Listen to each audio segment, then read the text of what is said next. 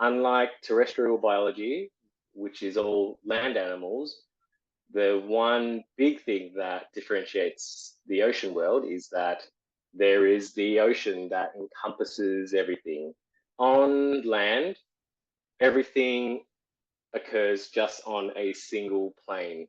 We've got the ground, you've got trees and plants, animals, but they're all operating from this singular plane. But say in the oceans, the extra dimension is that as an animal, I don't just have to worry about what is in my line of sight, but in the oceans, it is from everything in front of me that I can see, but then everything above and below and behind, and it's all connected by water.